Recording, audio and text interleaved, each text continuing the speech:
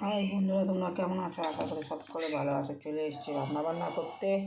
এই দেখো, আলু পটল চিংড়ি করবো। চিংড়িটা আজ বেটে দিয়ে দেখবো কেমন লাগে। তাহলে পটলগুলো দিয়ে দিই।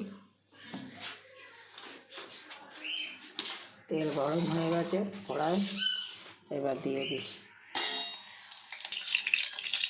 পটল ভাজতে শুরু করে দিয়েছি, ভাজা হোক।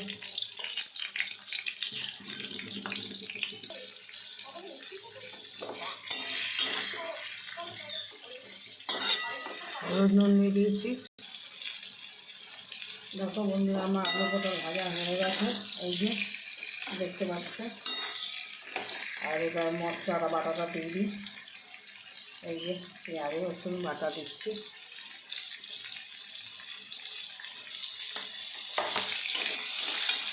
একটা কমিয়ে দিই।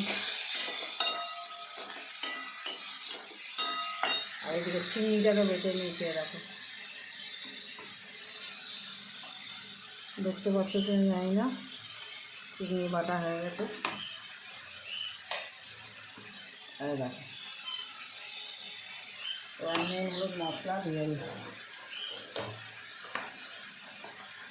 চলে গেল হলুদ,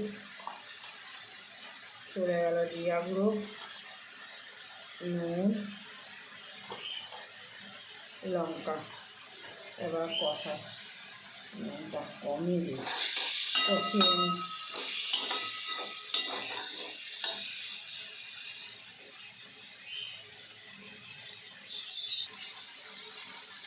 দেখো বন্ধুরা, চিংড়ি আলু আমার ভাজা হয়ে গেছে। পটল, একটা ডিম ছিল, ডিমটাকে দিয়ে দিলাম। গরমও হয়ে যাবে, তুলে নিয়ে যাবে।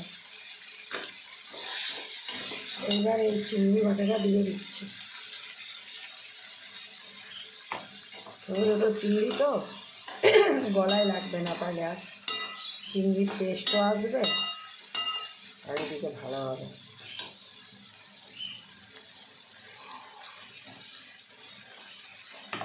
তাহলে কষায়।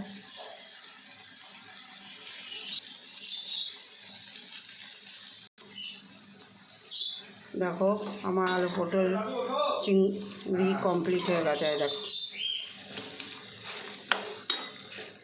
তাহলে তোমরা কে কে খাবে চলে এসো। আর ভালো লাগলে একটু লাইক কমেন্ট শেয়ার করে দিও। টাটা বাই বাই, তোমরাও লাঞ্চ সেরে নাও।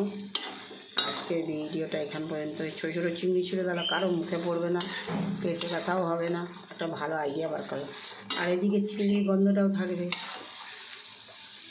দেখো, রাখছি, বাই বাই।